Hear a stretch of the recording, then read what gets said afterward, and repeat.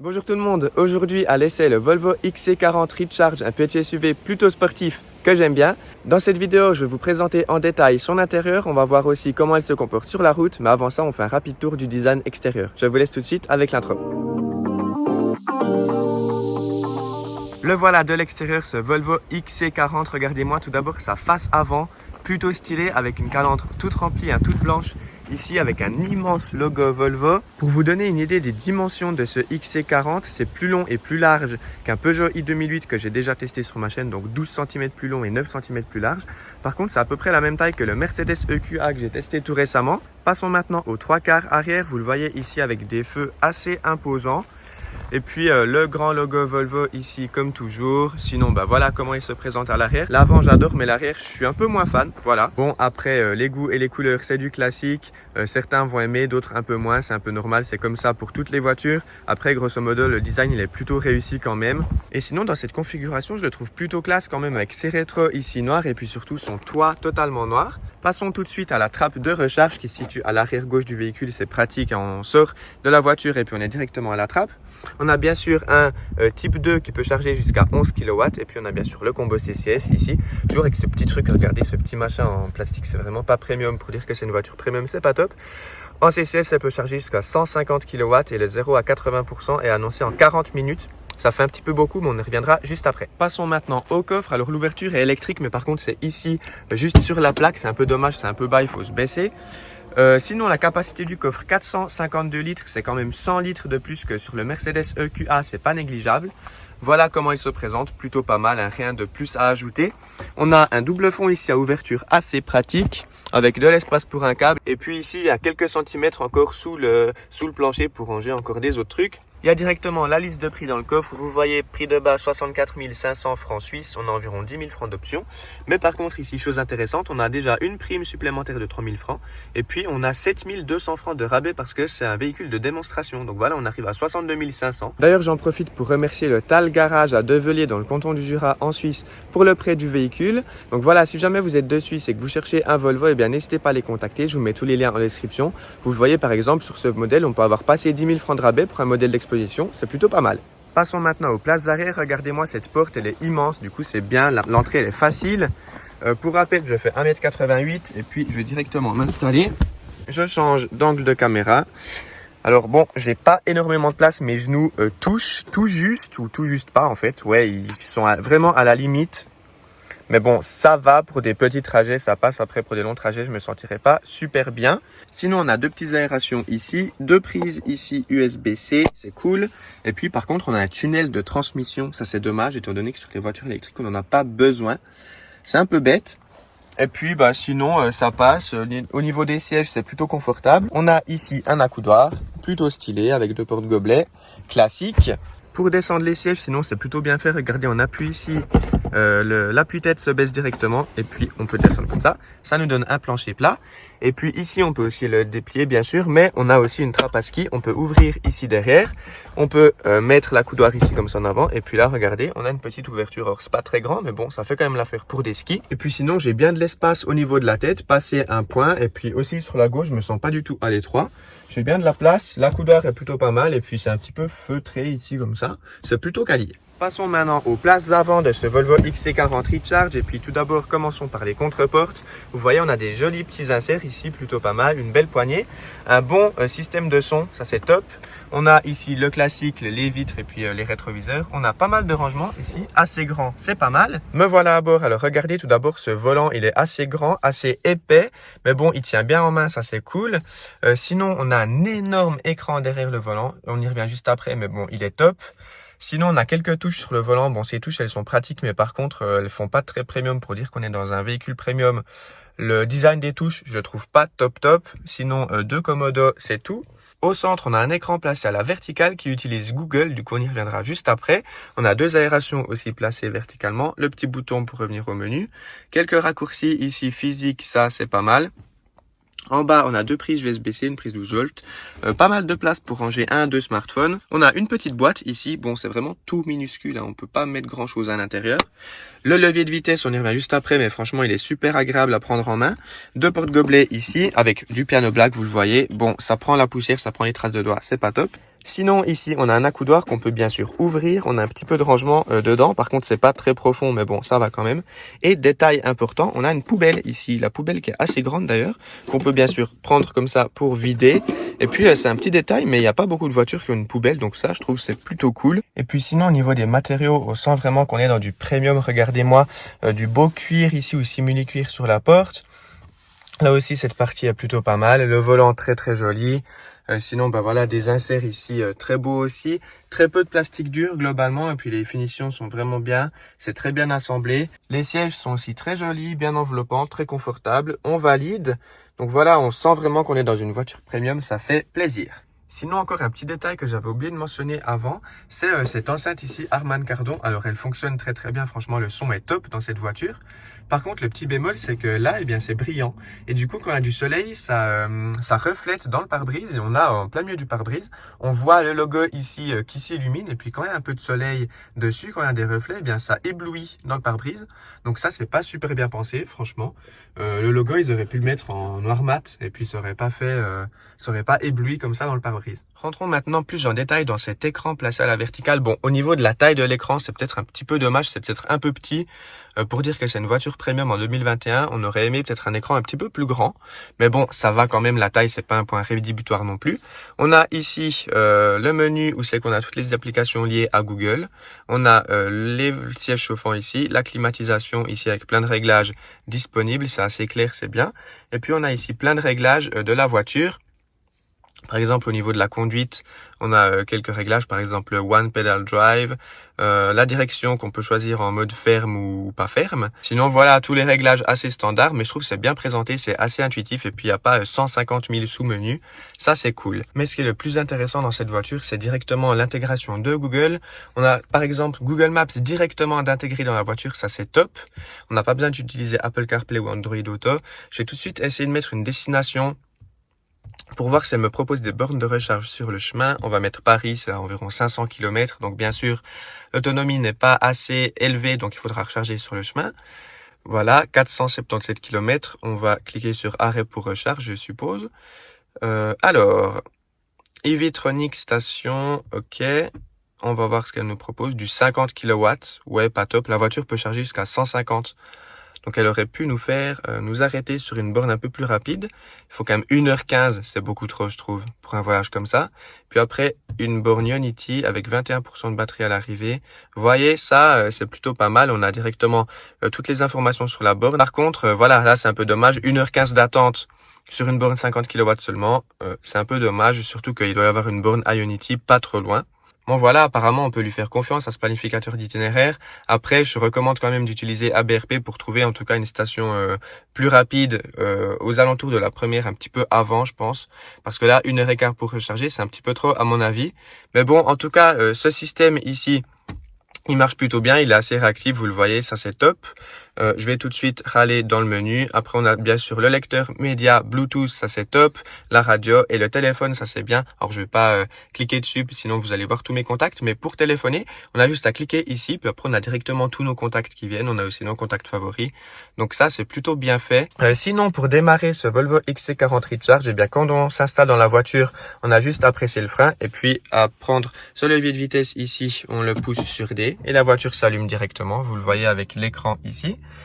Pour la marche arrière, eh bien, c'est juste un coup comme ça. Parlons tout de suite peut-être de la caméra de recul. Alors franchement, la qualité, elle est pas dingue. On voit pas hyper bien, je trouve. Il y a une vision 360 qui doit être disponible en option, mais bon, je pense que ce véhicule n'en est pas disposé.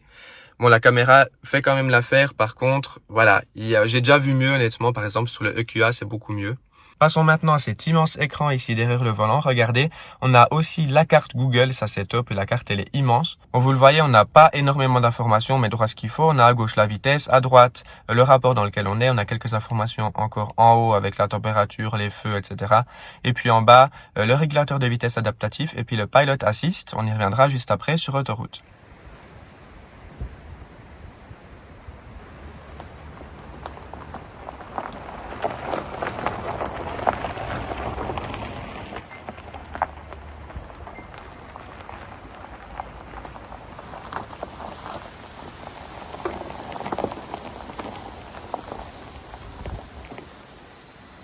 derrière le volant de ce Volvo XC40 Recharge, qu'est-ce que ça donne? Eh bien, premièrement, la voiture est très silencieuse. Elle a un bruit artificiel, mais je crois qu'il est très très léger. Je ne sais pas si vous allez entendre. Je vais m'arrêter ici, puis je vais redémarrer. En fait, j'ai pas l'impression que c'est vraiment artificiel. C'est pas exagéré comme sur d'autres voitures, par exemple sur le Q4 e-tron que j'ai testé récemment. Le son, je le trouvais assez fort. Ici, ça va, c'est assez agréable à écouter en fait. Au niveau de la direction, on a une direction assez légère et puis on a deux modes. On a un mode normal et puis un mode pour faire en sorte que la direction soit plus ferme. Alors franchement, c'est cool. On peut bien personnaliser la direction, ça c'est bien. Parlons peut-être de la régénération maintenant qu'il n'y a personne ici. Là, je suis à 30 à l'heure et je vais lâcher complètement l'accélération dans 3, 2, 1, 20, 10, arrêtez. Et je suis à l'arrêt complet. Donc franchement, la régénération est très très forte et ça fait plaisir. C'est ça qu'on aime en fait dans les voitures électriques, c'est la régénération hyper forte et puis qui va jusqu'à l'arrêt complet. Donc ça, c'est top. Et il faut bien doser en fait sur la pédale d'accélérateur parce que la régène est vraiment très forte du coup. Si on lâche complètement, quand on arrive à 0 km/h, elle a tendance à bloquer un petit peu. Là, j'arrive à un stop, je lâche complet, vous voyez, c'est presque trop fort en fait.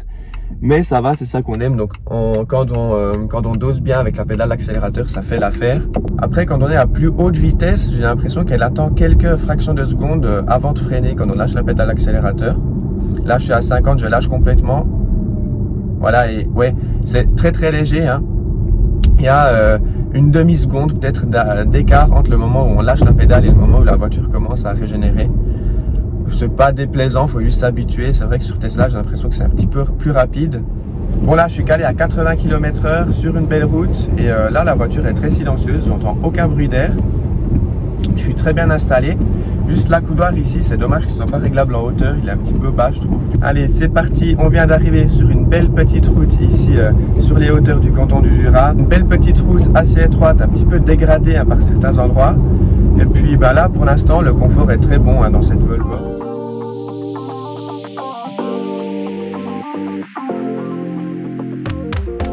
Et puis sur des petites routes comme ça, franchement, on a bien assez de puissance, c'est incroyable. Et le comportement dans les courbes est très bon. Bon, ça c'est justement dû au fait que le centre de gravité soit très bas.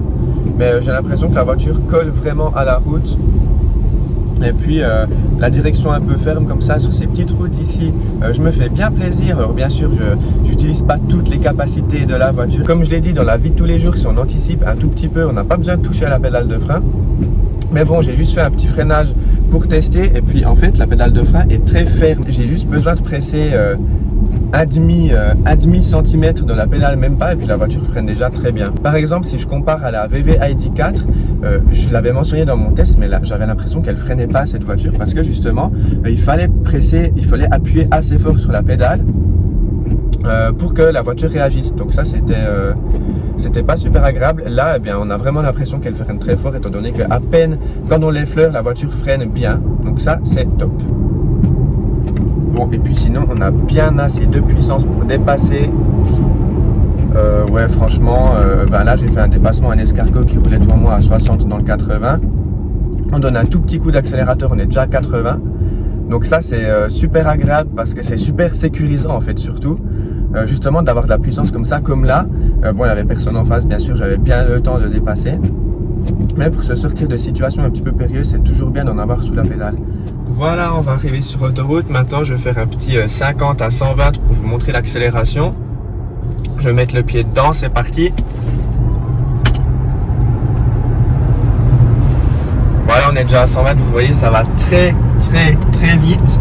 C'est 4 secondes 9 les 0 à 100, c'est comme la Tesla Model X que j'ai loué l'autre jour. Hein. Les vidéos que vous avez déjà vues sur ma chaîne, donc c'est assez impressionnant.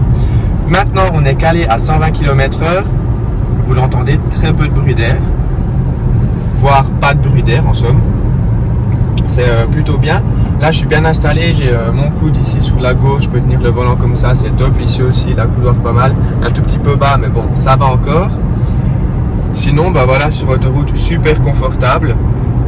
On a bien sûr le régulateur de vitesse adaptatif, l'aide au maintien dans la voie, tout ça. Donc pour activer le régulateur de vitesse adaptatif, c'est ce petit bouton ici. Tac, là il est activé. Et puis pour activer le pilote assist, je crois qu'il s'appelle, voilà, c'est le petit bouton sur la droite. Et là, elle conduit toute seule, similaire à l'autopilote Tesla. Alors ce système pilote assist, il marche plutôt bien, mais je ne vais pas entrer trop dans le détail dans cette vidéo parce que je vous prévois une vidéo complète justement sur ce pilote assist qui va sortir, je pense, la semaine prochaine sur ma chaîne. Donc pensez à vous abonner si jamais c'est pas encore fait pour ne pas la rater.